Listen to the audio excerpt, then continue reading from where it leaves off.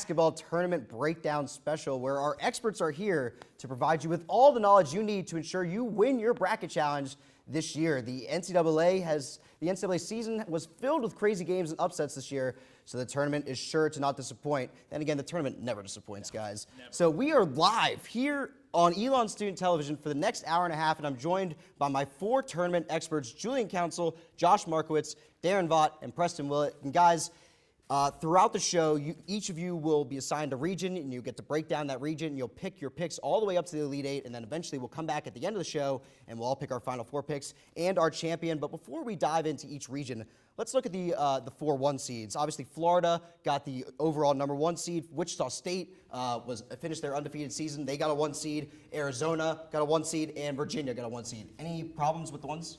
No, I don't have any problems because I think the final 1 seed, no one really wanted to take it. Virginia finally did take it when they won the ACC Tournament Championship and the regular season championship. They finally just kind of clinched that up. Villanova didn't want it. They lost in the first round of their first game in the Big East tournament. So really, it was just someone finally had to take that fourth number 1 seed, and they did. Yeah, it got pretty wiry there at one point. I think that even with the ACC championship game, had Duke won that game, they would have had a legitimate shot. Maybe not quite as much on their resume as Villanova, but it was a hard-fought battle by Virginia. I think it was well-deserved. Yeah, Nova had a slightly higher RPI than Virginia, but going 28-4 in the Big East, not as impressive as what Virginia did in the ACC. Winning the conference championship sold it for them. Yeah, I think the only team outside of Virginia or Duke, like you said, Darren, I could have gotten in, I thought was Michigan. Had they beat Michigan State in the Big Ten, like already winning the regular season title, and had they won the tournament title, I think they could have gotten that 1 seed, but I agree with all 4 number 1s. Well, the most intriguing 1 seed, at least to me, has to be the Wichita State Shockers out of the Missouri Valley. I mean, they become the first team since UNLV, I believe, in 1991 to finish the season going into the NCAA tournament undefeated. They just had a spectacular season. And do you guys think they deserve the overall number 1 seed? I think they deserve the overall number 2 seed. Okay, that's what Florida did, yes, the SEC is not a great conference, but they lost 2 games by a combined 8 points this year. That's ridiculous, and Wilbekin was on the bench at the end of both of those games. He was suspended for the 1 game. I couldn't disagree with you more because I really think Wichita State should have been number 1. They finished undefeated. They didn't have any close contests throughout the season. They just kind of rolled over everyone through the Missouri Valley And Conference. there wasn't really a dominant number 1 team the entire year. No, I mean, Florida. Outside of Florida. I mean, I guess, but Florida kind of snuck up. Arizona was there for the first half of the year, and then Florida just kind of barely by association or by everybody losing, they were the number 1, and they just didn't lose. They Went 18-0 in the SEC, which I mean, that's was impressive. never been done before. Right, it's a bad conference, Yeah. but still impressive nonetheless. They won close games. They tried to give some games away down the stretch, but they came out of those games with the W's. I think with Wichita State, had they been given the number 1 overall seed, you can't really argue. I mean, they did everything they could. They won all their games. I mean, and in the end, it doesn't make that big a difference, but still for bragging It obviously rights, it's didn't nice this for year Wichita with that State. stacked Exactly. Midwest. All right, so let's look at the teams that just snuck into the tournament. The last 4 teams in, and they will play in the play-in games. 2 of them, or excuse me, 1 of them happening tonight between NC State and Xavier, I believe. Yeah. So NC State, Xavier, Tennessee, and Iowa were the last 4 in, and the first 4 out, consequently, were Green Bay, Florida State, Southern Methodist, and Georgetown. So thoughts? Anybody think one of those should have snuck in there? I was shocked that NC State made it just because of what the tournament selection committee's done in the past. Last year they put Middle Tennessee State in, and I was like, why are you putting Middle Tennessee State in? They're going to get beat in the first round anyway. Why even bother putting them in? This year they put NC State in, and NC State's actually going to compete in the NCAA tournament, unlike Middle Tennessee State. And I think that's what they would have happened if SMU was in the tournament. I think SMU would have got dominated. I think SMU deserved to be in this tournament. 4 top 50 wins, 23-9 in a good conference. Again, their non-conference strength of schedule wasn't great, but neither was NC State. And that's exactly why they didn't get it. And that's why Middle Neither Tennessee was State NC State's, though. But Josh, that's why Middle Tennessee State got in last year. They had a top 25 non-conference strength of schedule. SMU's was 303rd. And if you look at 303rd. NC State, 285th. They have 21 strength of schedule overall. They play in a tougher conference. Obviously, the American was not highly regarded. They didn't schedule anybody great out of conference, and they didn't really get their good win into the last game of the season. I don't think agree with most Steve importantly here, the committee saw some star power in TJ Warren. They want to see what he can do in this setting to maybe potentially pull a Steph Curry and carry a team to the Sweet 16 And to go or along beyond. with that, NC State the last few years have actually had some decent tournament runs. Yeah. So Sweet maybe 16 they're not too long expecting ago. a little more magic from the Wolfpack. TJ Warren, I think, is a spectacular player. So I also think just having him, I mean, he's probably one of the best players in the country. Could arguably be the best player in this tournament. And that's why I was a little surprised because I thought, yeah, they should go for the star player, put him into the tournament, see what they can do. But usually they don't do that. But this year I'm really happy that they did because we get to see him now. And what about a team like Green Bay, who a lot of people thought, I mean, if they were going to cruise, they were going to win their conference tournament. I think they lost only 6 games this year, and they end up not making the tournament Yeah, this year. well, the only gripe they have is with the Horizon League for having conference tournament win. It makes no sense because you saw Cal Poly's 13 and 19. That's the drama. And It's they March Madness. But You still, gotta love it, You man. want to get your best team in there, and that's what kind of waters down the tournament and having all these bad teams. That's why 6 teams probably never gonna be the one. 13 one seeds in their conference lost and are in the NIT now.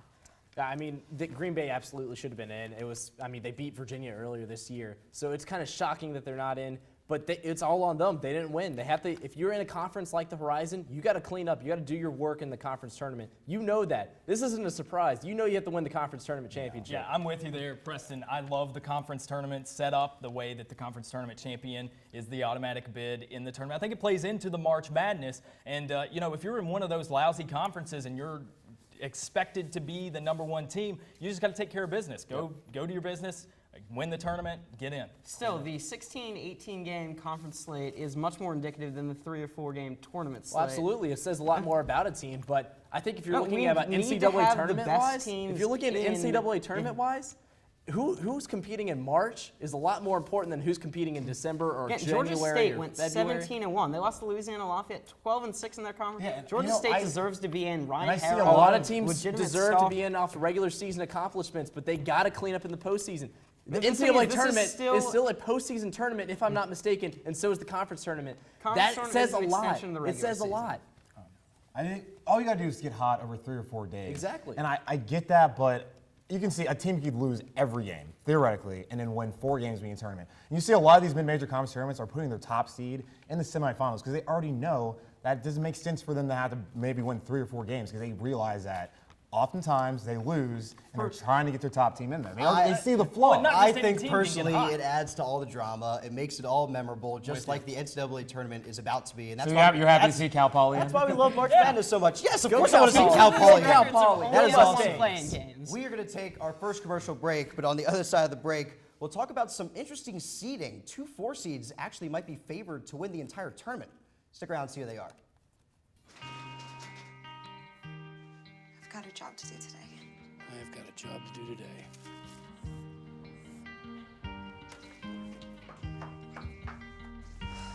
Have a good first day at work, Mom. Your donations to Goodwill fund job training programs right into your community. Feels good to start fresh, right? Sure does. And like that, you're a job creator.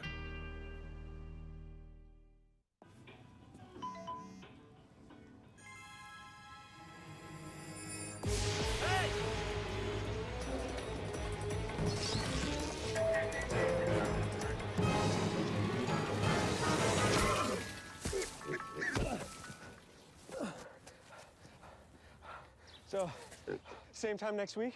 Well, of course. Put away a few bucks, feel like $1 million. For free tips to help you save, go to Feed the Pig.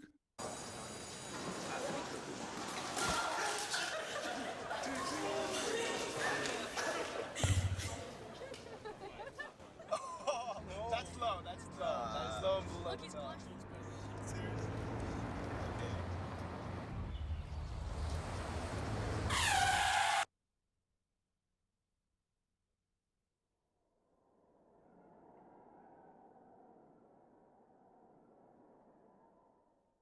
You sure you don't want some? It's chamomile. Listen, you are extremely terrifying. Just the scariest undead subhuman thing on TV, and I really mean that. But I am worried that you could give my kids nightmares if they see you, so I'm gonna have to block you. So that's it.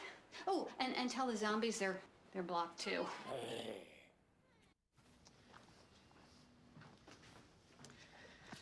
All right. I know this isn't any fun to talk about, but we should. Okay, so who's gonna do what? I'll pack the dead batteries. Great. I'll only put what I don't need into a duffel bag. Perfect. That's totally unhelpful. No problem. Meanwhile, I will try to comfort everyone by speaking in a calm voice. And I'll try to get the generator going without any gas. Oh, let's not forget the cell phones, which probably won't work. Right. And who is going to handle supplies? I can forget to do a list for us. Thanks, pal. Well, I think we couldn't be any less prepared. I'm proud of you guys. Talk to your kids about who to call, where to meet, what to pack. Visit ready.gov/kids for tips and information. Welcome back to the 2014 101 Sports NCAA Bracket Breakdown Special. We are still here on the main set with all of our experts, Julian Council, Josh Markowitz, Darren Vaught, and Preston Willett. And guys, we just talked about the 1 seeds and maybe some teams that could have potentially snuck into the tournament, but were not unable to. But now let's talk about some overall seeding. And a lot of people had a lot of complaints about the NCAA with their seeding this year, including Louisville, who potentially was going to be ranked number 3 in the country, getting a 4 seed overall. So let's hear some overall gripes just about some seeding. Initially, I was really upset about this when I saw that. I was like, they've been playing so well lately.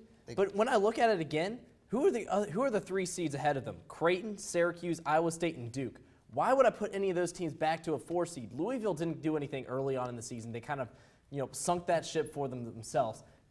Lost Carolina really early on. And don't really have any good out-of-conference wins. Exactly, yeah. And I think just by that, Louisville didn't really, they played great during the conference tournament. They blew out everyone. But Played they Rutgers didn't really. in Houston. Yeah, what they win? I think they won their tournament. I think they won their They beat tournament games by a Connecticut. combined 100 Connecticut's a points. tournament team. Like They're beating Connecticut 3 times. I mean, they got swept by Memphis. The best win outside of Connecticut is, really, Cincinnati? Cincinnati. They're not really once. there. That's But my I mean, thing. Like, overall yeah. body work is what the tournament looked at. In Louisville, yes, they're hot. But just because you blew out Houston Rutgers doesn't mean that you should be a 2 seed. But I mean, Connecticut. And theoretically, Connecticut. of course, they were looking to be the number 3 ranked team in the That's- nation. yeah. Theoretically, they would have been the 3rd overall seed. If not, they could have squeezed thing- in there as the 4th 1 seed. The thing was, there was talk of them even sliding up to a 2 seed. And I just don't see it because you look at the teams ahead of them, Creighton, Syracuse, Iowa State, and Duke. Who do you replace out of those? And I feel like You can't. a lot of people are using the argument, well, they won the tournament last year. You can't base it No, on that was anything last year. No, Last year. that was last Exactly. year. Right. Not What all. are some other seeding issues you guys had? St. Louis was ranked kind of high. UMass kind of got a high rank. New Mexico was pretty high. What do you guys think? My biggest gripe is with New Mexico getting a 7 seed and actually getting the last 7 seed on the committee's seed list. They were 15th in the RPI, only 6 losses. No really bad losses. Yes, UNLV looks kind of bad, but they still have a lot of talent on that team. This team has the profile of a 5 seed, not a 7 seed, especially after winning the Mountain West tournament. Where are the wins outside of San Diego State? Cincinnati. Those 2 wins. But the American really 3 wasn't. wins but because they beat those- San Diego State Okay, twice. well, those 3 they beat wins. them twice, and the Okay. San Diego State's a 4 seed? Are you kidding me? They shouldn't be a 4 seed. First of all, that's boring right there. Why is San Diego State a 4 seed? But New Mexico as a 7 seed, that's just a disgrace to them. Cameron Barstow, Kendall Williams, that's a strong team right now. They need to be a lot higher than a 7 seed. I agree with the 5 seed for this team. I have another team that they should replace because the St. Louis Billikens, why are they a 5 seed? They lost the last 3 games of the regular season. They didn't seem like they had anything coming into the conference tournament. And guess what? They didn't because they lost in the conference tournament. Early. They didn't even, early in the conference tournament. Yeah, why are definitely they a not 5 the seed? team they were last No, year. And I no. love New Mexico. I think, Josh, you're spot on. They have the profile of a 5 overall seed. Played really well in the Mountain West Conference tournament. I think they're primed for a pretty decent run. My other big gripe is with another A10 team, and that's UMass getting a 6 seed. They were the 6th seed in their conference tournament. That's not By the way of tiebreaker. Yeah, Right. Still, With that- okay, they were tied for 5th. Still, not the profile of a 6 seed. With that one, I think a lot of teams they took a lot what they did in the early season because they had a great non-conference. But they did results. only beat 2 teams in the top 25. There's a lot of mediocre. I'm not saying why good they should be a teams. 6 seed because they should not be a 6 No. seed. They should be an 8 seed at the most. But that's probably why just their early non-conference schedule. They beat a lot of good teams. They beat LSU early in the season, who's not even in the tournament. So I don't know how much. beat They also beat Elon. New Mexico. They beat Elon. They beat the Phoenix. Let's not talk about that anymore. How about another team that had a really tough out-of-conference schedule to start the season off? Michigan State got a 4 seed, and a lot of people are favoring them to win the tournament. Well, they're red hot. There's Yeah. no questioning that. healthy. They're finally healthy, Yeah. hitting on all cylinders. I think the seeding is appropriate. They're probably the best 4 seed we've ever seen in the history of the tournament. Them and Louisville. I think it's great. I mean, people are legitimately saying Florida, Louisville, and Michigan State are the 3 favorites. I think they are the 3 Vegas favorites, and 2 of those guys are 4 seeds. Well, early on in the season, we were talking about how Michigan State could just run the table from here on out, and that they had some injuries. I'm pretty sure all 4 of their big guys got. You know what? 14-3 one when they at were some healthy. point That's a out. good record. Michigan State ended off hot, and we've got off to a hot start as well. When we come back, we'll take a dive into the East Region bracket with Preston and Josh. Stick around.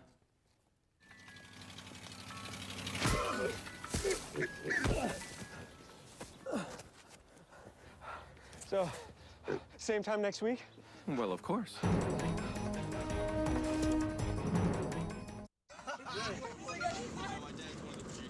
The average text takes your eyes off the road for nearly 5 seconds. Stop the texts. Stop the wrecks. Visit us at stoptextstoprex.org. I know, 2 seconds. Hang on, just stand still. Stand still.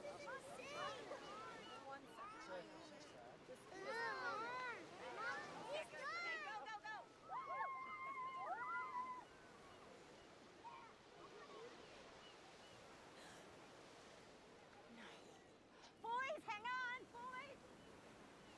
You don't have to be perfect to be a perfect parent. There are thousands of children in foster care who will take you just as you are.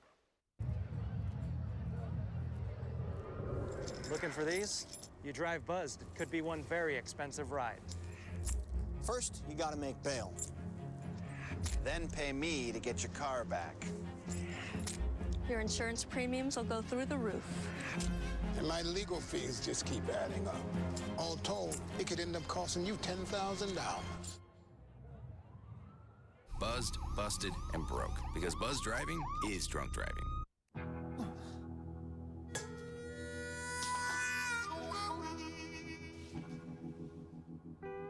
Get caught buzz driving, and you could do some hard time. Craig, knock it off. Sorry, Mom. It could cost you around $10,000 in fines, legal fees, and increased insurance rates. And that could set you back a few years. Buzzed, busted, and broke. Because buzz driving is drunk driving. Welcome back to this live hour-and-a-half special here on Elon Student Television.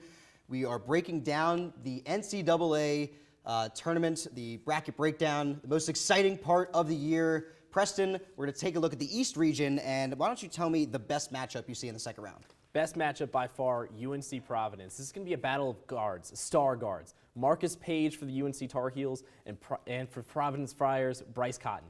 Bryce Cotton's a senior, Marcus Page a sophomore. Cotton averages 21.4 points per game. Page averages around 17.4. They are the key offensive cogs for both their teams, respectively. A lot of times you'll see them just standing around watching these two guys go to work out there. But that can't happen in the NCAA tournament. They're going to have other guys step up. For Providence, it's got to be LaDante Hinton, a guy that averages 13.9 points per game, 7.8 rebounds per game. He's got to step up for them. Or James Michael McAdoo for the UNC Tar Heels, 14.2. A lot of people expect to step up. Yeah.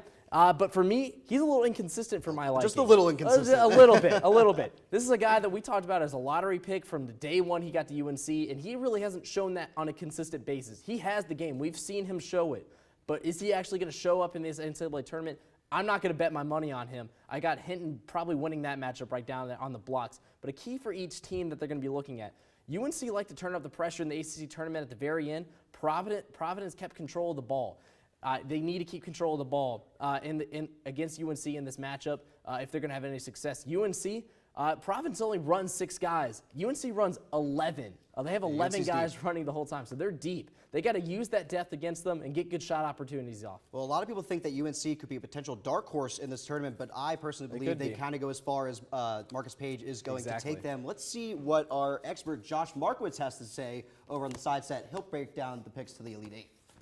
Thanks, Ryan. We've got Virginia as the 1 seed in this region, taking on Coastal Carolina, 1 versus 16, no explanation necessary. In the 8-9 matchup, Memphis, George Washington. I've got George Washington taking down Memphis. These teams are very similar, but George Washington plays slightly better defense, and I think they can turn Memphis over. In the Cincy-Harvard 5-12, I've got Harvard beating. Cincinnati has an elite defense, but outside of Sean Kilpatrick, they struggle to score on offense. And Harvard, good defense and a balanced offense with 5, 10 points per game or more scores, Harvard wins. Then Michigan State and Delaware. Michigan State's finally healthy. Delaware's average at best defensively. Michigan State moves on easily. Moving into the third round, I've got Virginia and their pack line defense suffocating George Washington. George Washington turns it over about 13 times a game.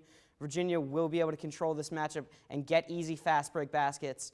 And then Harvard, the Cinderella story ends in the third round once again this year. Michigan State is too much. Adrian Payne is a matchup problem for a smaller Harvard team, and Michigan State will be able to out-rebound them. And then in the Sweet 16, I've got Michigan State and Virginia. Got Michigan State moving on to the Elite Eight.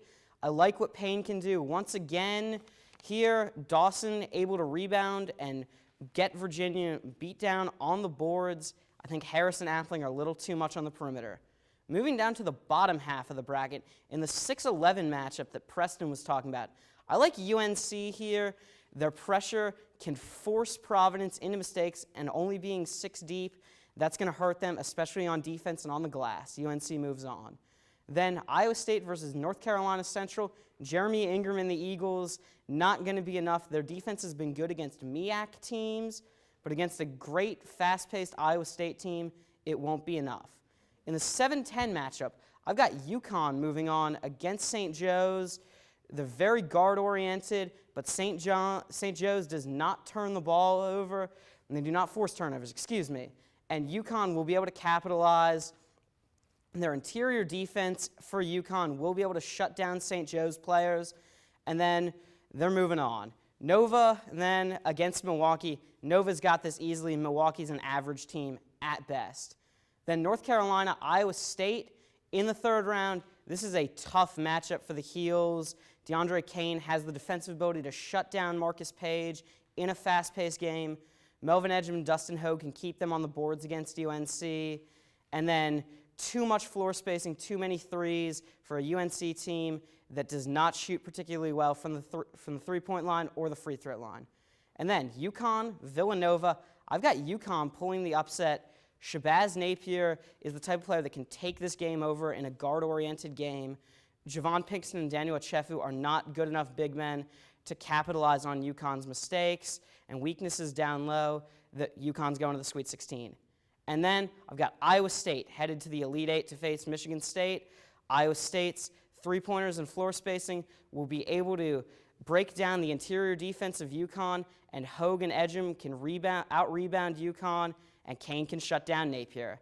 Now back to you, Ryan. Thanks, Josh. Well, Josh has got Michigan State and Iowa State moving on to the Elite Eight, and no big-time upsets in the East for Josh. So we'll see, not really a Cinderella story picked by Mr. Markowitz, but coming up next, we'll take a look at the correct formula a team needs to pull off one of these Cinderella story runs. Stay tuned.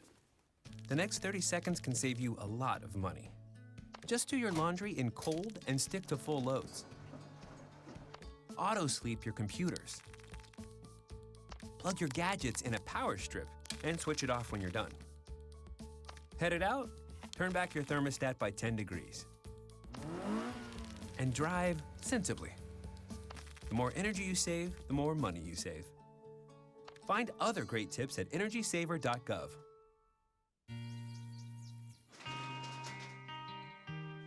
I've got a job to do today. I've got a job to do today.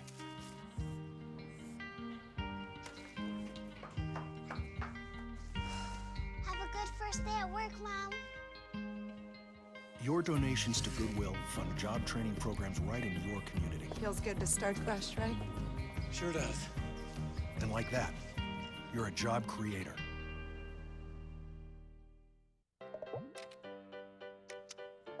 I don't know what's happening. Start a new chat. What did I do? Okay. Wow. That is so weird. Hey! Hi! Oh my gosh. Hi! God, I don't even know what to say right now. I'm so nervous. Gia, you're so big. Come closer to the camera. Wait, now you're in my face. That was so good. So what you want to do is, have you already enrolled? You're doing fine. What did that just do? Select the drop-down menu again. Continue to site. You're already enrolled. example here, so don't panic. You're ready to make your payments. There it is. Oh my God! I really can't believe it. That's awesome. Good for you.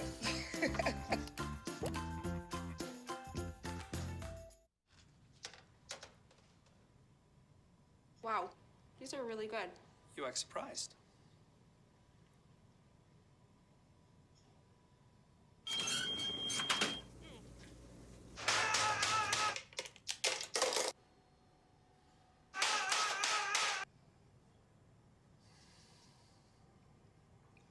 Practice makes perfect. You don't have to be perfect to be a perfect parent. There are thousands of teens in foster care who don't need perfection. They need you. Welcome back to the 2014 101 Sports NCAA Basketball Tournament Breakdown Special. And guys, over the last, 10 years, there have been a lot of Cinderella stories, to be honest. Yeah, just a few. I mean, we've had George Mason, I guess, kind of started it all off. We had Florida Gulf Coast last year. I mean, the list goes on and on. But what is the correct formula for a team to become one of these Cinderella stories? Oh, well, first off, you got to have momentum or you have to have an edge. George Mason back in 2006, they barely made it into the tournament. They're cut, just barely made it in. And they took that personally. So they took that momentum and pushed it all the way through. You look at Michigan State, Carolina, the first exactly. two rounds. They were in saw a that tough, with VCU too. VCU barely made it in back in 2011, and they go all the way to the Final Four. And part of that was because of their havoc style of defense. That's tough for teams to match up with. If you have a unique style of play, you can beat teams. We saw that with Florida Gulf Coast in their up-tempo game. Yep. That's definitely a key to beating. Yeah, it doesn't matter if teams. you're slowing it down or speeding it up. If you play irregular from what teams normally see, you're going to throw them off a little bit. And it helps to be elite on one side of the ball. You saw Butler, when they made it to the Final Four the first year, they were the #2 defense in the country. Northern Iowa had the 11th ranked defense. George Mason was 13th. Yep. And you can do it with offense too. Cornell was 4th. I mean, you see this. And another thing a lot of these teams have is three-point shooting. And that's obviously huge for a team that doesn't have all the athleticism. So seniors and three-point shooting are also two huge keys for these teams. Yeah, usually you're not going to see a whole lot of athletic guys that just run up and exactly. Florida Gulf Coast being the one Dunk exception City, to the rule, and that was exciting to watch. But you don't see a whole lot of three-point shooting. But you also sometimes you see a star player kind of take over a team and take them to that next level. We saw that with Steph Curry back in 2008 with Davidson. He beat Georgetown basically single-handedly. He got them all the way. CJ McCollum against Duke. You saw Gordon Hayward. And again, what Ryan said about the three-point shooting, a lot of these guys were great shooters too, and that helps to knock out these higher-seeded teams. Absolutely. Well, that is the formula to be a Cinderella story, but let's now throw it over to the side set where Julian and Darren will give you potential Cinderella teams for this year. Thanks, Ryan. Darren, who I like coming out of the South, I really like, coming out of the East, I like St. Joe's. You guys see, this past weekend, they're really hot. Halil Kanasevich had 43 rebounds in 3 games. Him and Ronald Roberts Jr., great inside. Langston Galloway, great guard on the perimeter. I really think they could cause trouble. Very winnable first game against UConn with that low post play, too. So I've got the Midwest. And in the Midwest, you'll see me later on. I'll pick against them in favor of the Blue Devils. But I really like the potential of the Mercer Bears here. If they get by Duke, who is, very suspect in the low post. Mercer, a great rebounding team. They're efficient offensively. If they get by them, potentially, a good matchup in the second round, an Iowa or Tennessee, a very overrated UMass team. Then, of course, they would see likely a Michigan Wolverine squad that, again, susceptible to losing games in the low post. I think Mercer could put a pretty big thumbprint on this bracket. Okay, good pick there. So for me in the South, I have another A-10 team in Dayton.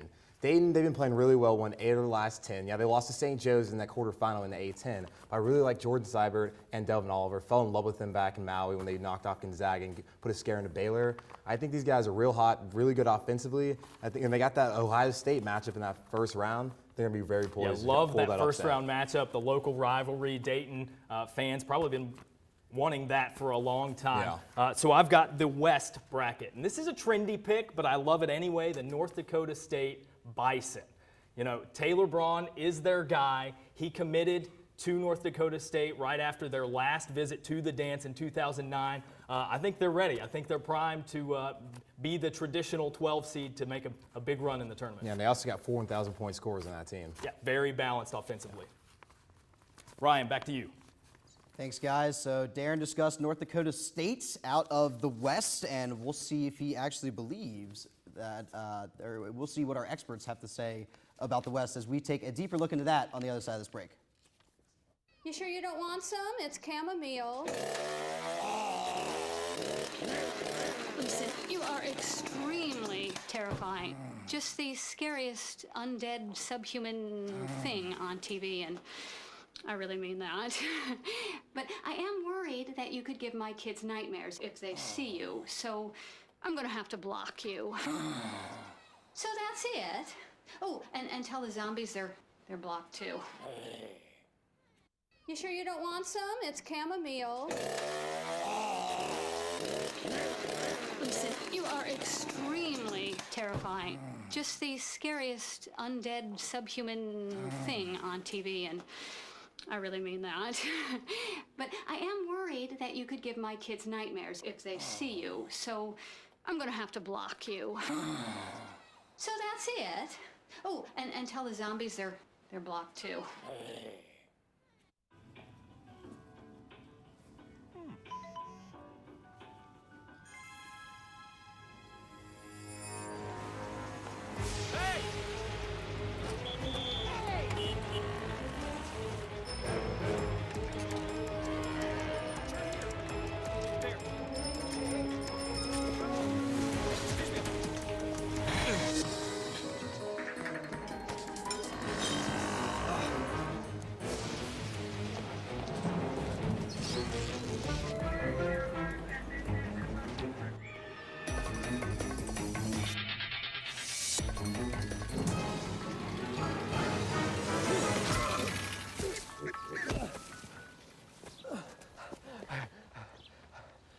So, same time next week?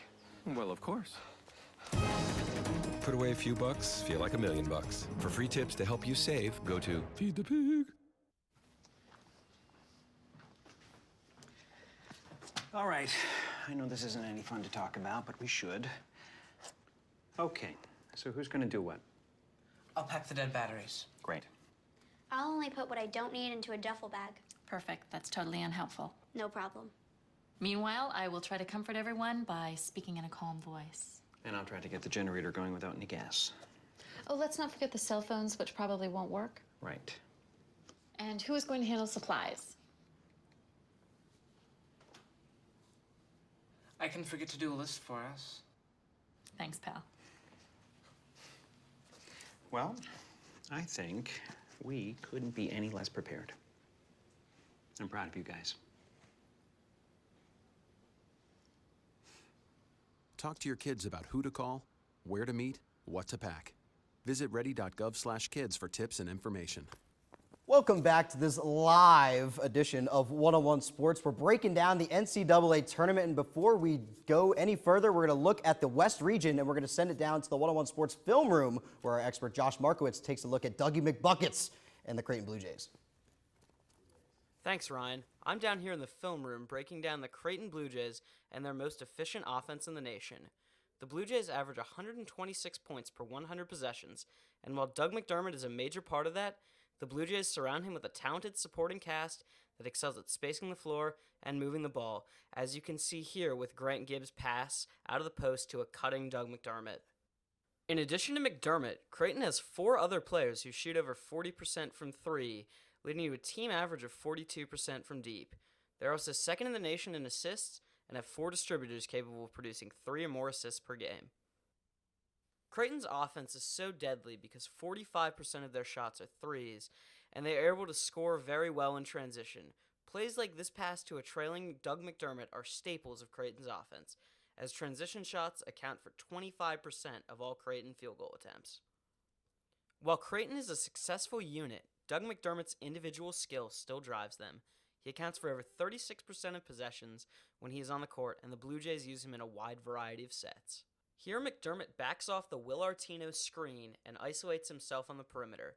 He's able to create space for himself with the dribble and step back and hit the 3. In this next set, the Blue Jays are in a 3-out, 2-in motion set with McDermott posting up.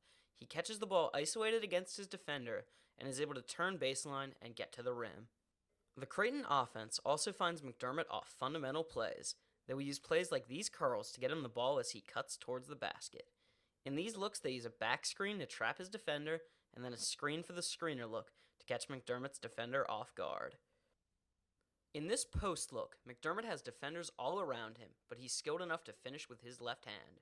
Were he to pass out of it, Creighton has their shooters spaced around him for catch and shoot opportunities.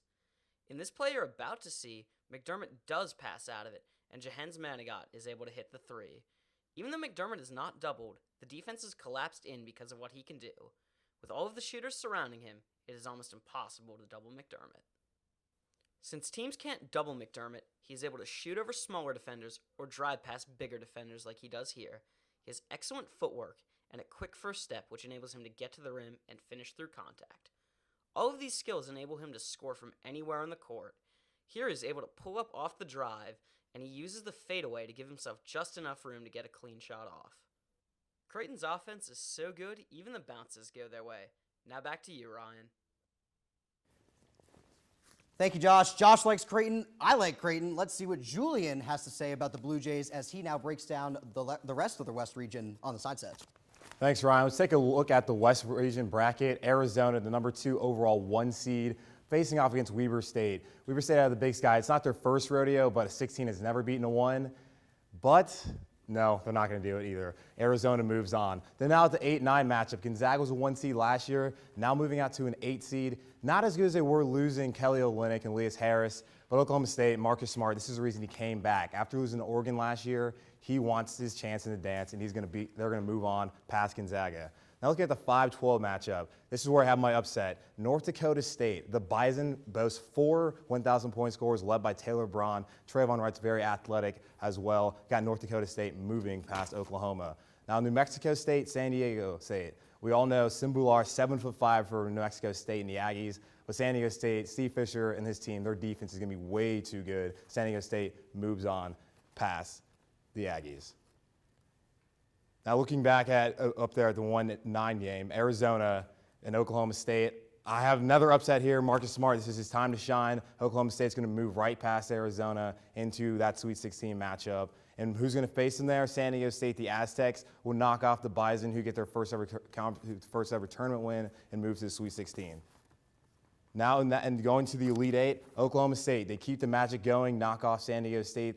Xavier Thames, he plays well, but they don't have enough offense or the defense to stop Oklahoma State and Marcus Smart, Markel Brown, and LeBron Nash.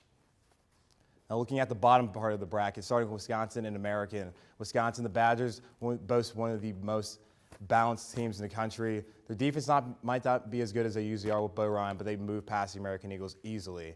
Then Oregon, BYU, a rematch of a game played back in December that went to the overtime. Kyle Collinsworth tore his ACL in that West Coast Conference final. Not going to be able to free up Tyler Haws. Oregon, balance scoring. They move past the BYU Cougars. Now looking at Creighton, Louisiana Lafayette.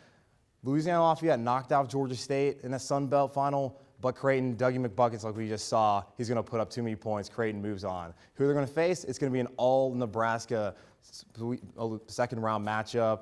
Taron Pettaway, Siobhan Shields move on. Nebraska plays Creighton. In that matchup, I got Creighton taking it, going to the Sweet 16. McDermott finally makes it to that second weekend. Just Rajic runs out for Tim Miles in his Nebraska squad. Then Oregon, Wisconsin, got the Badgers moving on there. The Badgers just too good defensively. Oregon plays no defense at all. Wisconsin definitely, with the balance scoring, moves on. Then to the Elite 8 matchup, I have Wisconsin over Creighton. Creighton, another team, great offense but bad defense. The Badgers move on to that Elite 8 matchup to face Oklahoma State. Back to you, Ron. Thank you, Julian. Julian picking a lot of upsets in the West. And of course, the best part of the NCAA tournament every year is about the upsets. And coming up on the other side of this break, we'll take a look at some potential upsets that you could pick to make your bracket a little better in the second round. Stay tuned. Take a look under your bed. Find stuff under there? What about jobs? No? Now try your closet. Still no jobs, just more stuff? Well, you really have both. See, stuff is defined as household articles considered as a group. Sometimes this stuff is no longer needed. Wait, no longer needed? That can't be right. Because remember those jobs you were looking for? Those are really needed. And they're the stuff inside your stuff. Our job is to unlock those jobs. And it starts when you donate your stuff to your local Goodwill. Here's how we do it. When you donate to Goodwill, we sell your stuff to provide job training for people right here in your community. So just by teaming up with Goodwill, you help create jobs. And isn't that worth parting with the leftover keytar from your 80s cover band? Goodwill. Donate stuff, create jobs.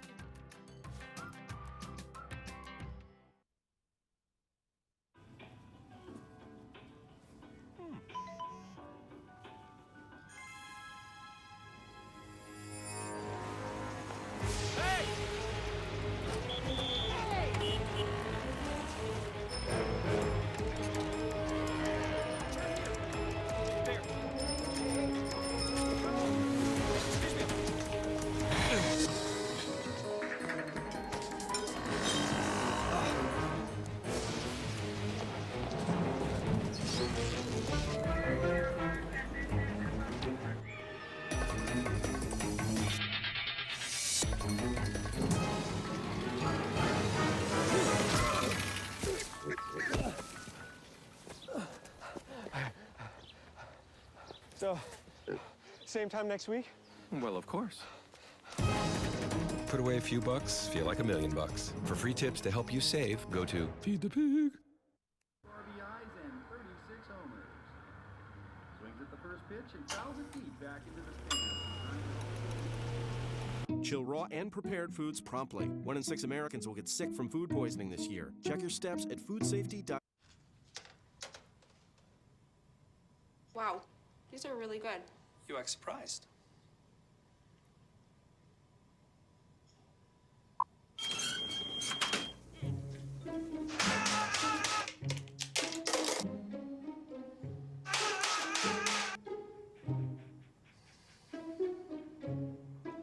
Practice makes perfect. You don't have to be perfect to be a perfect parent. There are thousands of teens in foster care who don't need perfection. They need you. No thanks, Dad. I got it. Okay. I'm gonna go fix the lamp in your room. You don't have to be perfect to be a perfect parent. There are thousands of children in foster care who will take you just as you are.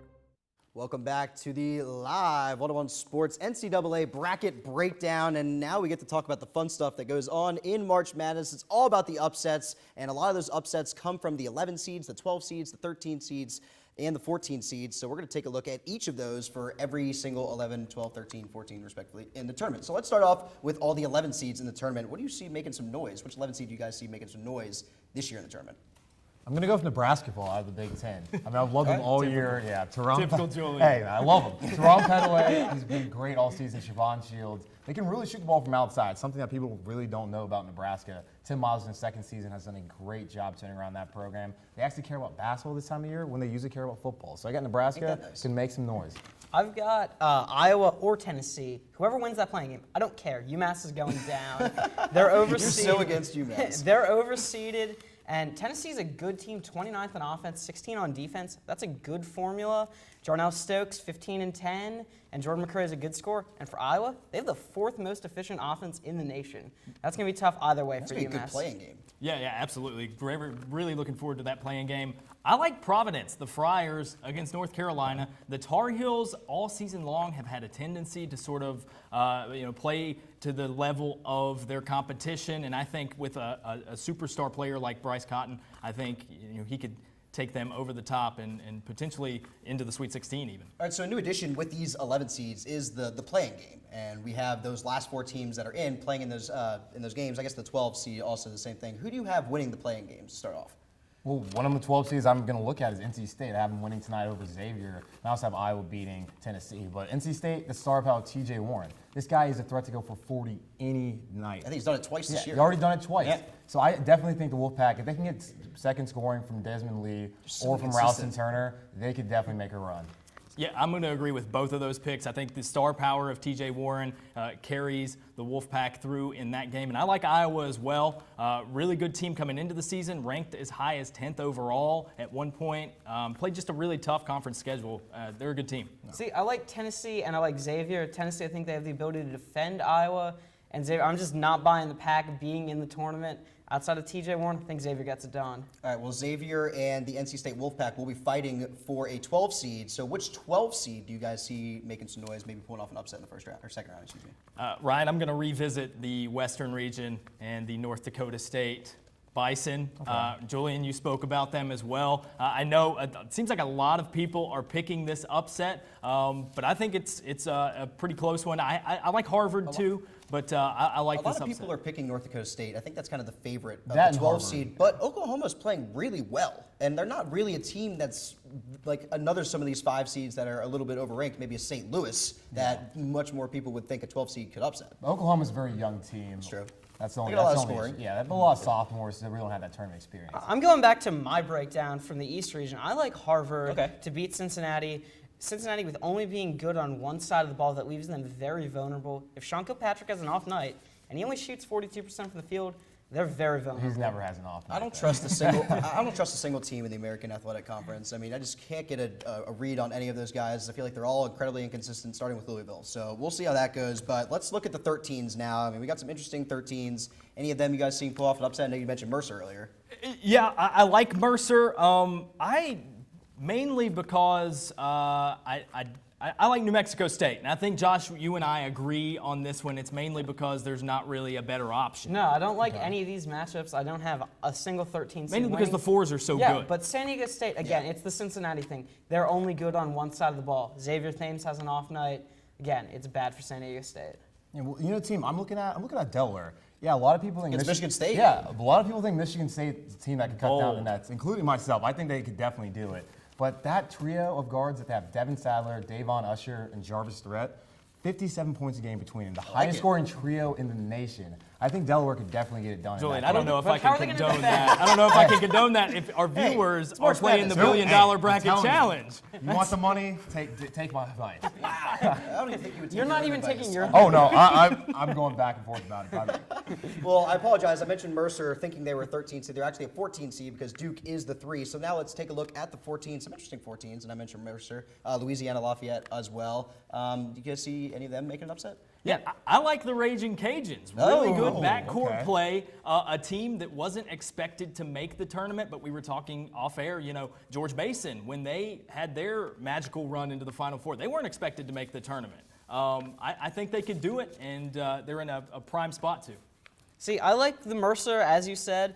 They run 12 deep. They're able to defend and rebound. Good guard play as yeah, well. which is good against a Duke team that doesn't use their posts as effectively as they. And Duke struggles to score the ball. They Yeah. can either be the best offense or like the worst offense. Mercer, again, they shoot a very high field goal percentage. This is an interesting little team. I don't think they're going to win, but they have a shot. I think they'll make it interesting, if nothing else. Yeah. The team I have is coming out of the MAC. I really like Western Michigan. Syracuse is a team All right. I've been just down don't on. like Syracuse. Syracuse It's has not that I lost don't like before in these Syracuse. It's just situations. I don't believe they're as good as they are. But Western Michigan has a chance to knock off Syracuse with those guards. David Brown averages close to 20 points a game. Shane Whittington at 6'11" can cause matchup problems inside. And Connor Tate is a junkyard dog type of small forward. I think he could get it done there too. Well, something we very rarely see at this time of year is a 15 seed beating a 2 seed. Last year, we were privileged to see Florida Gulf Coast and Dunk City pull off a crazy run, making it all the way to the Sweet 16.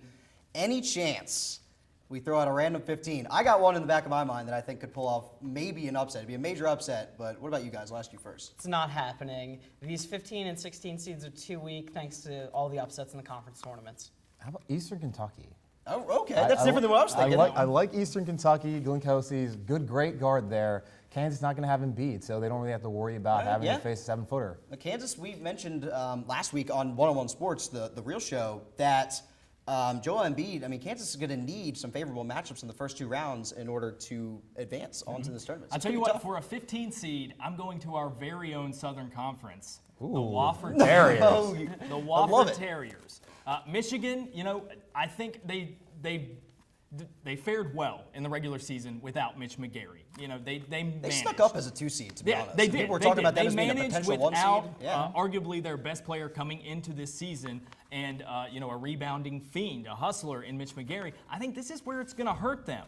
Their offense is not one-dimensional, but it's pretty heavily reliant on Nick Stauskas and how he performs. If he comes out cold in that game, I think Wofford could make a run. Well, Carl Carkin's going to have to knock down shots. Yeah, absolutely. I like Milwaukee.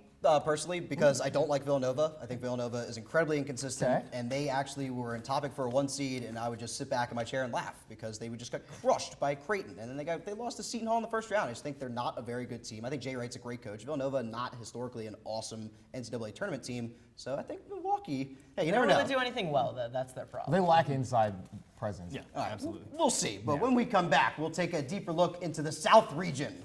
Stick around. I'm one unlucky guy. The chance of being involved in a robbery is 1 in 757. The chances of being struck by lightning. 1 in 750,000. Please fasten your seatbelts for unexpected turbulence. The chances of being a victim in an airline crash? 1 in 29 million. Hey, could I get some peanuts? The chances of being involved in a car crash are far greater than lightning strikes and plane crashes. And if you are texting while driving, your risk of crash increases 23 times. Now, I may be an unlucky guy, but I don't have to be part of that statistic, and neither do you. Drive responsibly.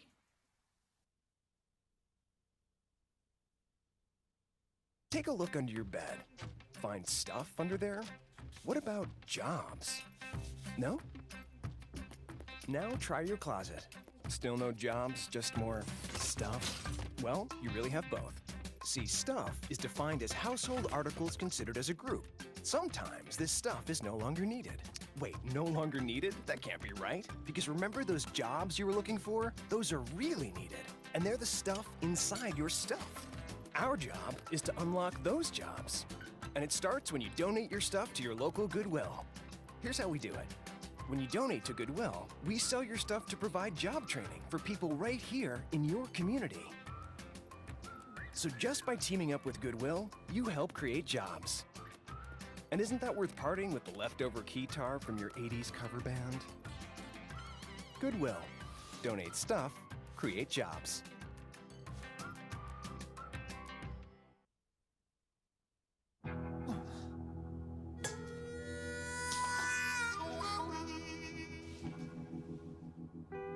Get caught buzzed driving, and you could do some hard time. Craig, knock it off. Sorry, Mom. It could cost you around $10,000 in fines, legal fees, and increased insurance rates. And that could set you back a few years. Buzzed, busted, and broke. Because buzzed driving is drunk driving. Here's your check.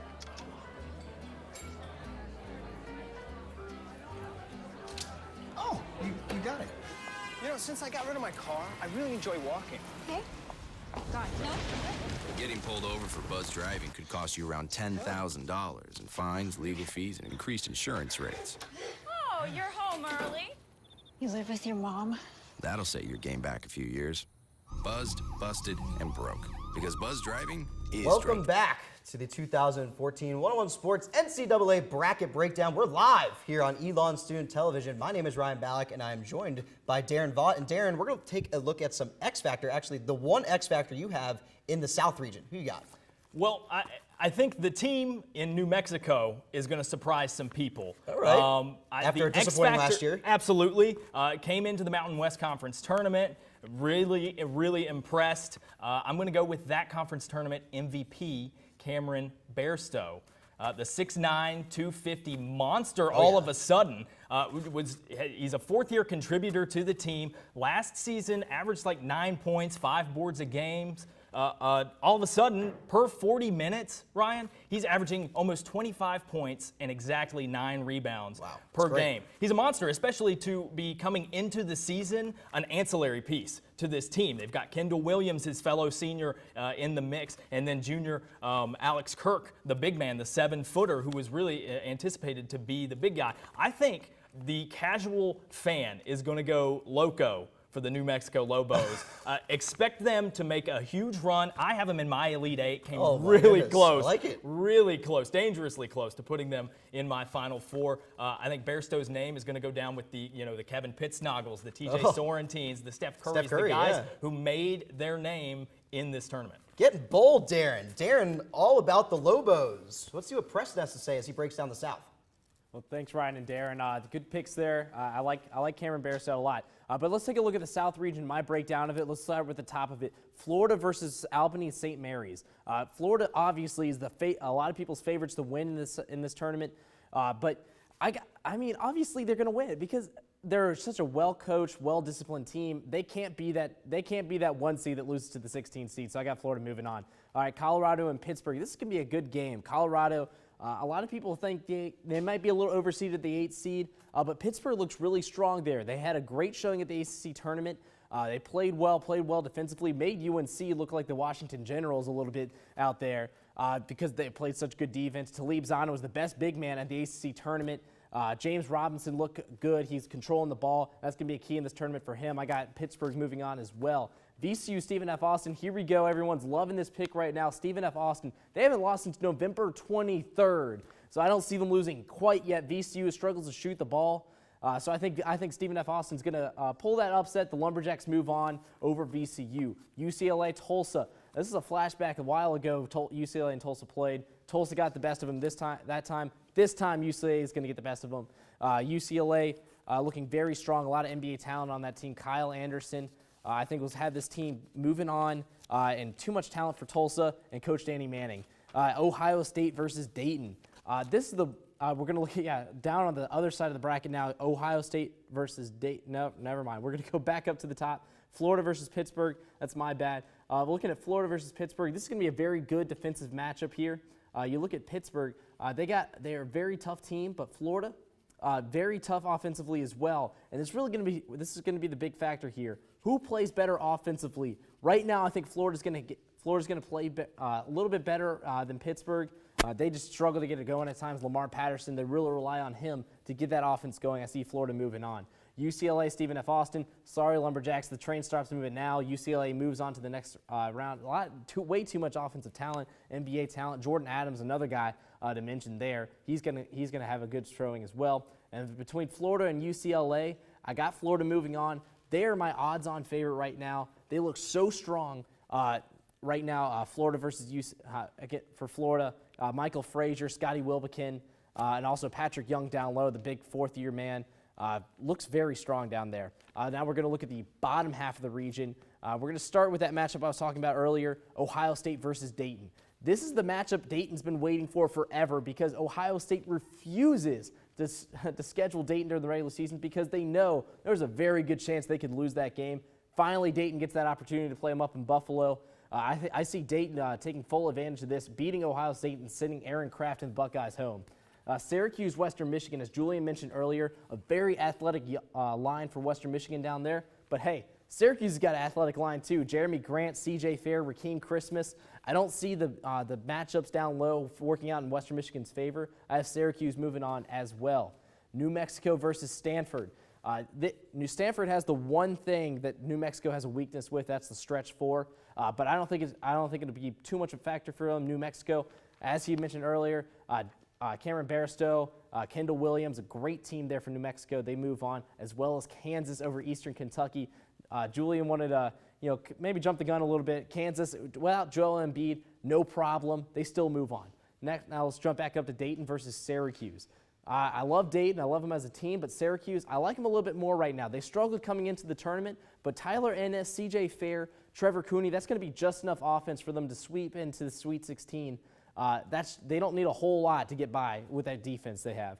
New Mexico, Kansas. I don't like New Mexico as much as Darren, so I have Kansas beating New Mexico. No Joel Embiid again, no problem. They'll probably get him back in the Sweet 16. That's what the reports are saying right now. If they get Joel Embiid back, that's going to be a huge plus for them in that next round. But for now, Andrew Wiggins, Wayne Selden, that's enough offense for them. And Tariq Black's, we forget a lot about Tariq Black. He's a great defender down low.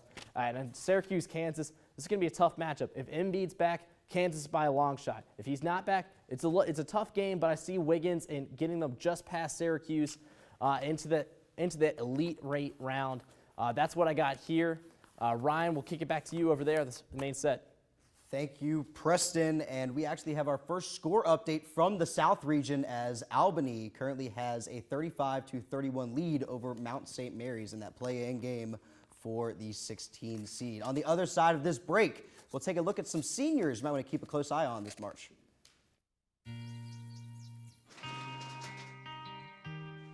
I've got a job to do today. I've got a job to do today.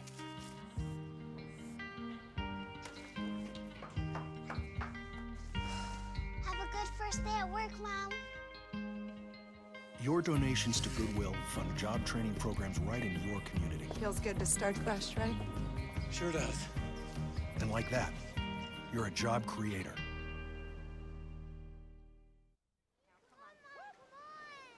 I know, 2 seconds. Hang on, just stand still. Stand still.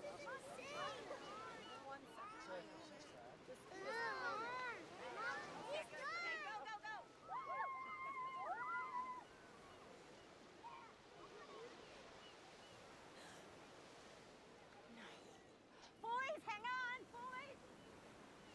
You don't have to be perfect to be a perfect parent. There are thousands of children in foster care who will take you just as you are. I'm one unlucky guy. The chance of being involved in a robbery is 1 in 757. The chances of being struck by lightning. 1 in 750,000. Please fasten your seatbelts for unexpected turbulence. The chances of being a victim in an airline crash? 1 in 29 million. Hey, could I get some peanuts? The chances of being involved in a car crash are far greater than lightning strikes and plane crashes. And if you are texting while driving, your risk of crash increases 23 times. Now, I may be an unlucky guy, but I don't have to be part of that statistic, and neither do you. Drive responsibly. Welcome back to this live special editions of One-on-One Sports. We're breaking down the NCAA tournament bracket tonight.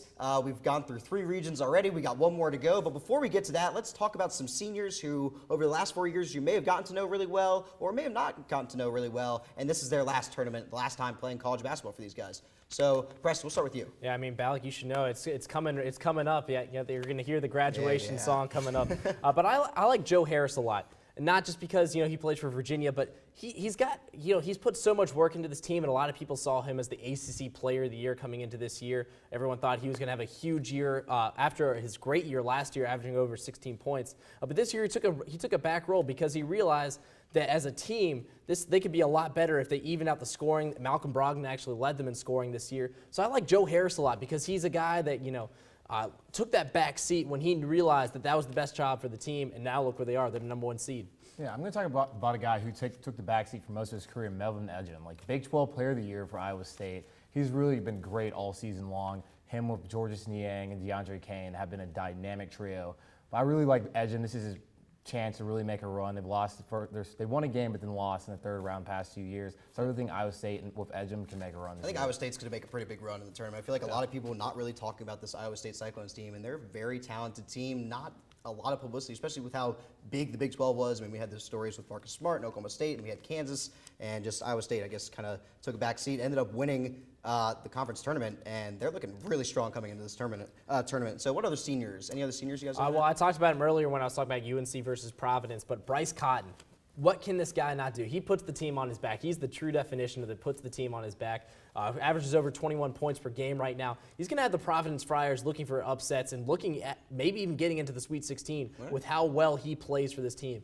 He's going to have a little bit of help in there somewhere. Iowa State team to get He's got to beat Iowa State. But I really like what Bryce Cotton does out there. He's a good floor general. He scores the ball. Great job for him. Yeah, you know who I like? I really like Ben Bruss out of Wisconsin. He's the only senior. Josh Gosser tore his ACL. Would have been a senior with him, but Bruss, only senior in this class. Wisconsin has been to the Final Four since 2000. I think Ben Bruss, who's about to be the all-time leading three-point shooter in Wisconsin basketball history, could really help the Badgers get to that Final Four this year. And the one seed that has a lot of seniors, I mean, you mentioned Virginia has a few seniors, but Wichita State also has a ton of seniors. So, and Florida. Yeah, and Florida as well. But Wichita State, both those teams are definitely looking to make a run in their last stand. And then the team we mentioned earlier that you actually had getting upset was Ohio State. And Ohio State is led by a guy named Aaron Kraft, who is in his senior year, and he's had a pretty amazing tournament run so far. You really see that ending in the first round, Julian? I do. I really do. I mean, Ohio State is very challenged offensively. Great defensive team, but I just think Dayton is on a roll right now and can get that win over Ohio State, a team that they always wanted to play. Yeah, they've been up and down all season. I can't get a real good read on this Ohio State team. Aaron Kraft has been phenomenal throughout his career,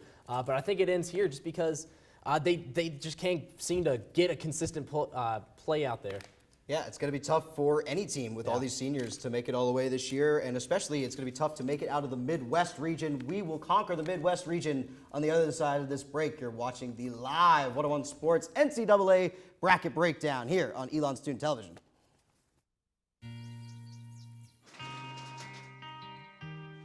I've got a job to do today. I've got a job to do today.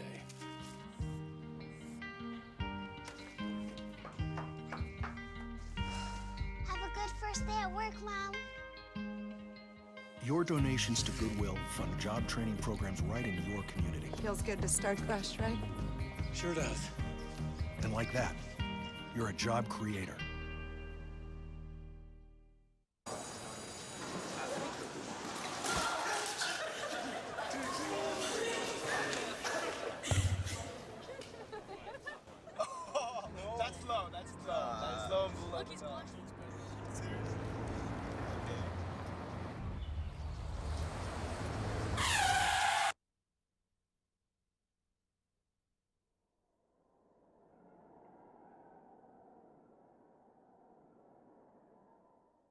Take a look under your bed. Find stuff under there? What about jobs? No? Now try your closet. Still no jobs, just more stuff? Well, you really have both. See, stuff is defined as household articles considered as a group. Sometimes this stuff is no longer needed. Wait, no longer needed? That can't be right. Because remember those jobs you were looking for? Those are really needed. And they're the stuff inside your stuff. Our job is to unlock those jobs. And it starts when you donate your stuff to your local Goodwill. Here's how we do it. When you donate to Goodwill, we sell your stuff to provide job training for people right here in your community. So just by teaming up with Goodwill, you help create jobs. And isn't that worth parting with the leftover keytar from your 80s cover band? Goodwill. Donate stuff, create jobs. Welcome back to the special edition of 101 Sports. We've been live here since about 6:30 breaking down the 2014 NCAA bracket, and we've now made it to the last region. That's the Midwest region, and we're joined by none other than Julian Council, the tournament expert himself, to break down the Midwest. And Julian, we want to know the potential dark horse in this region. Who you got? You know, everyone's talking about Iowa State. Let's talk about the other team in Iowa. Iowa, who's going to play tomorrow night against Tennessee in one of the playing games in Dayton. I think this is a team that can really make a run. Okay. They have plenty of balance. Roy Devin Marble, Mike Giselle, and Aaron White are the catalysts of that team, but they still bring plenty of guys off the bench. Melson Basabi, Gabriel Olashani down low, and also got a 7-footer and great players there. I think Iowa definitely can get on a run. So how far do you think, I mean, Iowa's going to have to beat Tennessee, then they're going to have to beat UMass, or most likely. Yeah. And then they would play most likely Duke, I'm looking at the bracket now, and then probably maybe Michigan in the Sweet 16. Can they win all those games? I think Iowa they could be a Final Four team. They really, back in January when they beat Ohio State, they really looked like a team that could make a Final Four run. Yeah, they lost 6 of their last 7 in the Big Ten. But now that they're out of the Big Ten, I'm really interested to see how they play, not having to get beat up by those teams, that they have a chance, I really think, to get to that Final Four. All right, Julian likes the Hawkeyes. Let's send it over to Darren and see his thoughts on the rest of the Midwest region.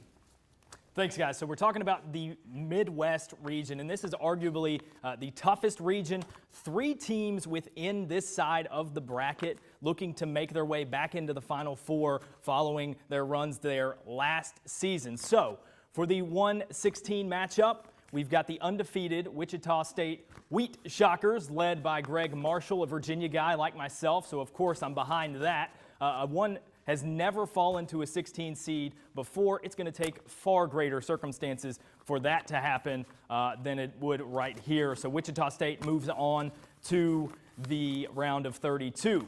Then the ever so tough to pick 8-9 matchup. In this one, we've got a couple of really good teams, two Wildcats teams, Kentucky and Kansas State.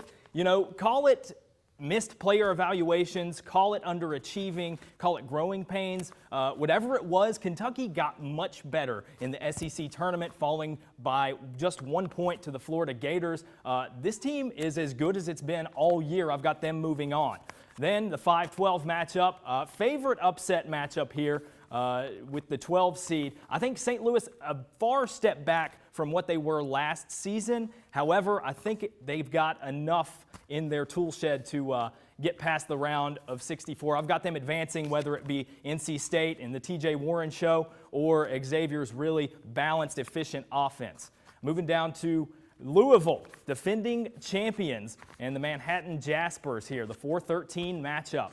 I think this one might be a lot closer than people think, but Louisville has the experience. Russ Smith, I think, is going to have an incredible tournament. He's going to need some help from his other pieces like Luke Hancock from last year. But Louisville, the Cardinals, will move on to the round of 32. So Wichita State, Kentucky. This is a very intriguing matchup. The unbeaten, untied, undenied Shockers. And, you know, with Kentucky here, a very young team, Julius Randle, the Harrison twins. Here's a fun fact. Since 1985, only 10 8 seeds have advanced to the Sweet 16. Make it 11. I'm putting the Wildcats moving on to set up the local rivalry with the Louisville Cardinals, the defending champions. This will be an intriguing matchup as well. I think experience bodes well for the Cardinals again in this one. So I've got Louisville advancing to the Elite Eight. So moving down to the bottom of the bracket, we start with our playing game. Julian, you mentioned it, the Iowa Hawkeyes and Tennessee Volunteers. I think this one's going to be a really good play-in game. I like Iowa, ranked as high as number 10 in the nation at points this season. Played a tough conference schedule, really way more talented than their seeding. They just barely slipped down to the last four in. So I like Iowa to beat Tennessee and beat a very overrated Massachusetts team. So Iowa advances to the round of 32. Then we've got the Duke Blue Devils and the Mercer Bears. This one, you know, I think Duke is susceptible to losing against teams that are going to out-physical them, that are going to out-rebound them. Mercer, a very good rebounding team. They don't do too shabby on the offensive side of the ball as well. This could be an upset. I'm going to err on the side of caution, though, and put Duke through to the next round to play Iowa. Down to the 7-10 matchup, we've got the Texas Longhorns, very impressive in Big 12 play this year against the Arizona State Sun Devils. Texas, a tough schedule. They actually went 9-9 against NCAA tournament teams, so they're battle-tested. That's why I've got them moving on to the round of 32. Then we've got our 2-15 matchup. Michigan, the Wolverines, led by Nick Stauskas. Wofford, Coach Mike Young, slowly but steadily turning that into a basketball school. I don't think it's enough to conquer the 2-seed Michigan in this case. They'll move on. For Duke, Iowa, this is a tricky call. I came very close to picking Iowa in the upset here. It's no secret Duke struggles when they're out-rebounded. I think Rodney Hood and Jabari Parker find it in them to push the Blue Devils through to the Sweet 16. Texas, Michigan. Let's go with Michigan. It's all about star power in March. I'm going to go with Nick Stauskas. I say he has a huge game here, 30+, and that moves us over to the rematch from earlier in the year. Duke in December beating Michigan by 10, but the difference there, Michigan had Mitch McGary at the time, won't be able to capitalize in the post. Duke moves on to the Elite Eight. Back to you guys. Thank you, Darren. And Darren picking a few little upsets there, including Wichita State getting shocked by the Kentucky Wildcats. Looking to see if John Calipari and crew can make a little run. On the other side of this break, you get what you've all been waiting for. Final four picks, and of course our champion. Stay tuned. You don't want to miss this. You sure you don't want some? It's chamomile. Listen, you are extremely terrifying. Just the scariest undead subhuman thing on TV, and I really mean that. But I am worried that you could give my kids nightmares if they see you, so I'm gonna have to block you. So that's it. Oh, and tell the zombies they're blocked too. I don't know what's happening. Start a new chat. What did I do? Okay. Wow. That is so weird. Hey! Hi! Oh my gosh. Hi! God, I don't even know what to say right now. I'm so nervous. Gia, you're so big. Come closer to the camera. Wait, now you're in my face. That was so good. The next 30 seconds can save you a lot of money. Just do your laundry in cold and stick to full loads. Auto-sleep your computers. Plug your gadgets in a power strip and switch it off when you're done. Headed out? Turn back your thermostat by 10 degrees. And drive sensibly. The more energy you save, the more money you save.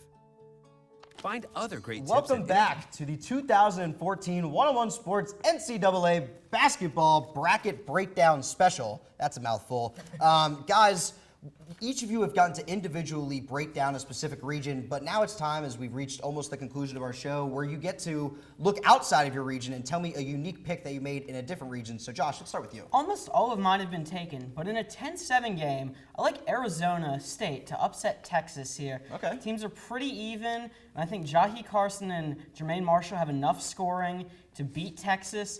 And again, the Sun Devils' interior defense, they have a guy who blocks over 4 shots a game in the middle. That's going to be tough for Texas. Okay, I like that pick. My pick's also in the Midwest. I'm going to take the Manhattan Jaspers out of the MAC. 2As. Wow. Over Wow. 2As. I'm down on Louisville. Yeah, everyone thinks Louisville just because they beat Houston and Rutgers are the cakewalk hottest to the team. finals. Hottest team And in the country. Connecticut. Basically because of a coin flip. That's the only reason they even got those matchups. Honestly, if there was a mirror image. Steve Mazziali said after they beat Iona, I feel sorry for whoever had to play us next. I feel sorry for Louisville.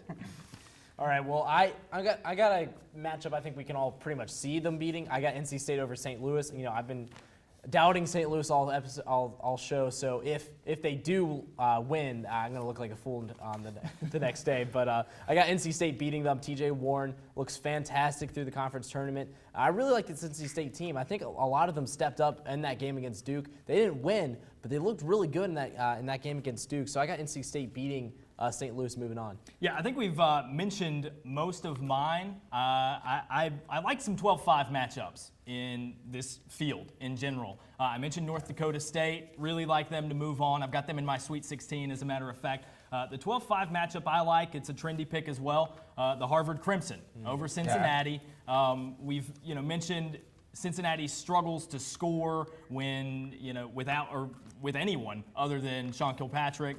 I think Harvard is gonna have enough. This is an experienced bunch. They've been here before. They've been in this situation. And Harvard actually pulled off that big upset against a team you really liked last year was New New Mexico Lobos. And Harvard is actually healthier this year than they were last year, and they pretty much have the same squad. They're playing better. I like that Harvard team as well. So, guys, we got to hear 2 of your Elite 8 picks because we just got to break down one region. But now let's hear all your Elite picks.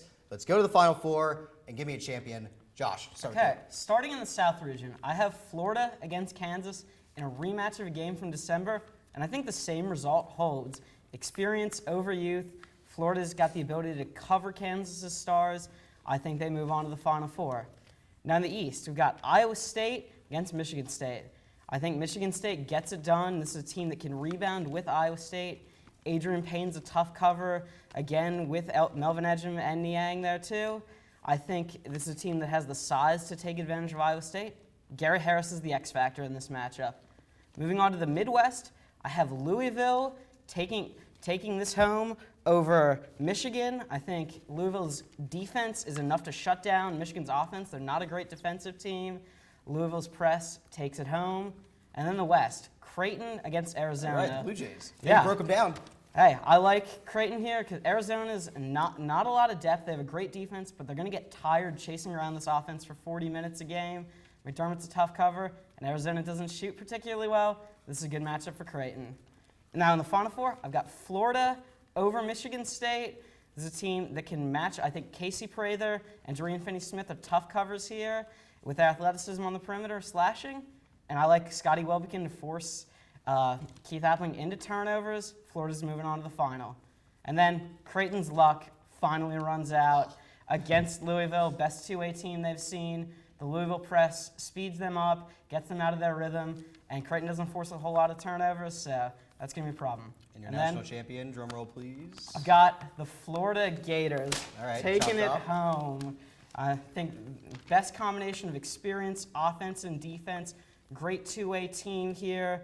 I think the lack of a second post scorer hurts Louisville here. I think Patrick Young has a great game, and Wilbekin steps up. Michael Frazier hits some key threes.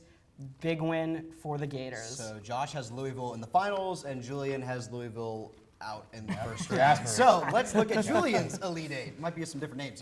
Yeah, I agree with you, Josh. Right in the South, I have Florida and I have KU. I think Joel Embiid comes back, he's healthy again. Kansas is a very competitive team in that Elite Eight game. Florida's been to 3 straight Elite Eights and lost. These seniors finally get to the Final Four, where they will take It's on the best team Florida's had. Michigan State. Michigan State, Iowa State. Iowa State, great run by Fred Hoiberg and all them, but Michigan State. Tom Izzo has never coached a 4-year senior and not got him to the Final Four. Adrian Payne, Keith Appling finally get to taste that and go to the Final Four to face the Florida Gators. Now over in the Midwest, I'm going to have, wait for it, wait for it. No, nothing. I have Wichita State. Wichita State. A lot of people do not think Wichita State is going to get by, but I have them getting by Michigan. AKA Darren. Darren. He's one of those people who does not believe Wichita State is going to get by. Yeah, Michigan has been a team all season long that was very good in the Big Ten, but I think the Shockers, I've been big on them. They're 34-0. They're going to be 38-0 going back to the Final Four. Greg Marshall's going to have his team well prepared to go to that Final Four once again. And like I said, out in West, I have Oklahoma State, Wisconsin. Bo Ryan's team, yeah, they're not the greatest defensive team as they've been in the past, but their offense can really score. A lot of mismatches going to go on. Marcus Smart just falls short of that Final Four. Wisco will go to the first Final Four since 2000. So over Florida, Michigan State, senior-laden teams right there, but I have the Florida Gators getting to that national championship game. Billy Donovan gets them back there for the first time since 2007. Who will they face? They're going to face the Wichita State Shockers. Wow. Really? I really blew the Shockers. Put it all on the line. Put it on the line. The Shockers, they have been doubted all season long. They're going to get to that final game. Will they run the table, though?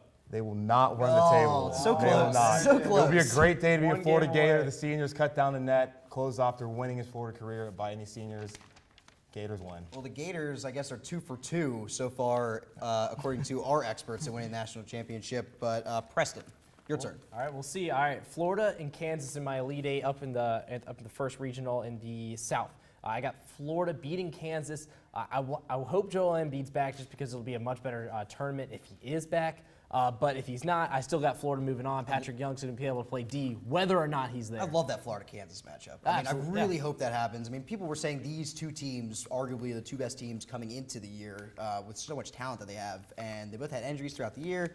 And now they could easily come into a 1-2 in the Elite Eight and be spectacular. All right, keep moving. All right, next up, I got UVA versus Iowa State. Don't give me this Michigan State. I'm done with Michigan State. I got UVA. I'm so done with Michigan State. I got UVA going on. It's like people forget what UVA just did.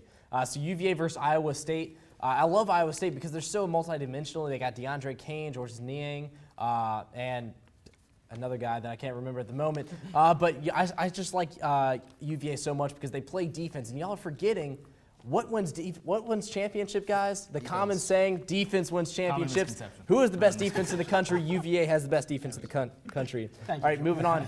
Arizona versus Creighton. I got Creighton pulling the upset here over Arizona. Brandon Ashley's out right now, and that's just going to come back to bite Arizona. And plus, who's going to guard Doug McBuckets? Nobody. No one's going to Nobody guard him. can No guard one him. can.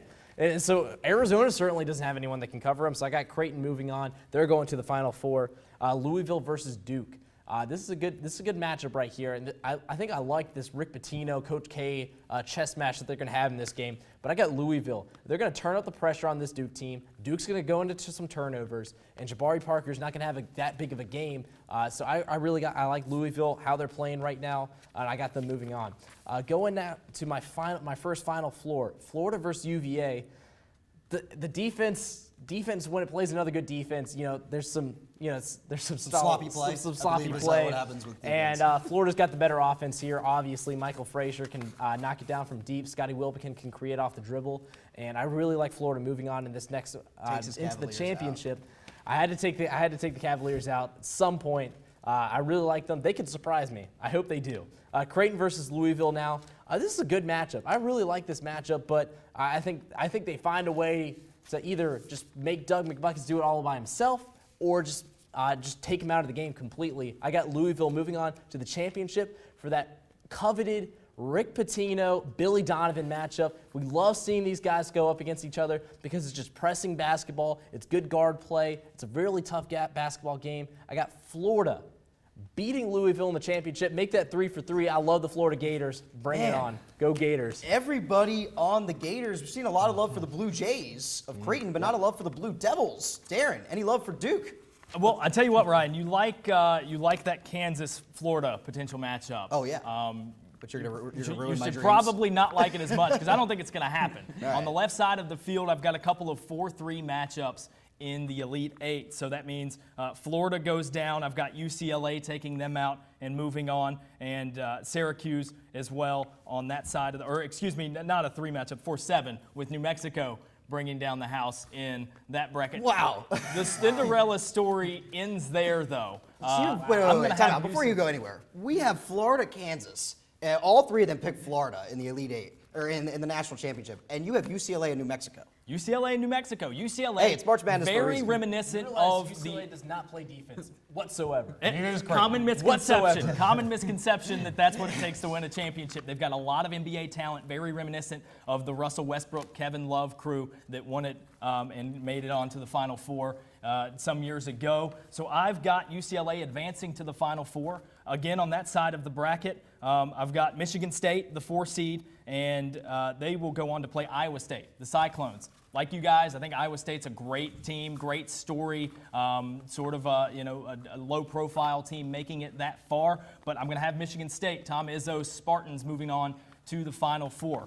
On the other side of the bracket, just a ho-hum 1-2 matchup, Arizona and Wisconsin. Arizona a little banged up with Brandon Ashley out right now. I think, to me, this is the team that has most consistently stayed around the top of the field all season long. Arizona. Yeah, they just absolutely. they just need to score without Ashley. It's gonna be tough. Exactly. I think they find a way. They're going to make it to the Final Four, advancing over Wisconsin, a team that struggles to score, although not as much as usual there. Down in the other bracket, I've got Louisville, of course, the defending champions, and I mentioned it earlier, Duke, the 3 seed in that one. I think Duke, a couple of their guys, a couple of their superstars, they might have their heads elsewhere. Jabari Parker, Rodney Hood, likely headed to the NBA. Not going to be enough for Rick Pitino's bunch, or to handle Rick Pitino's bunch. They advance to the Final Four. And in the championship game, I've got Arizona beating out Michigan State, the Spartans. Arizona finds a way to win it. They're going to make some crucial moves here without Brandon Ashley in the early goings in this tournament. They'll find a way, catch a spark, and win it all. And no Florida for Darren. So 3 of you got Florida. You're on Arizona. Not even get out of the region. And everybody picking Arizona to make a pretty deep run in the West. And I'm not so high on Arizona. I mean, I could see, Oklahoma, you guys have North Dakota State making a big run, or pulling off the upset against Oklahoma. I personally think Oklahoma or an Oklahoma State that you mentioned could beat this Arizona team. But the problem with that Oklahoma State matchup, it's always such a great pick. But then those teams led by the superstars, they always just lose in the first round. I mean, I can see them going down. I can see them going down to Gonzaga. Karnowski, Sam Dower. Exactly. All right. Okay. Well, I know you guys have heard your Final Fours, but obviously the audience is only interested in my Final Four pick, so we're going to get to that. Finally. Guys, come on. This show's about me. All right. So in the West, I do not have Arizona. I do not have Wisconsin. I have Creighton, led by Dougie McButtons. I'm all about the Blue Jays. I think they have a great team. In the Midwest, I have Louisville making it, or actually, excuse me, I do not have Louisville.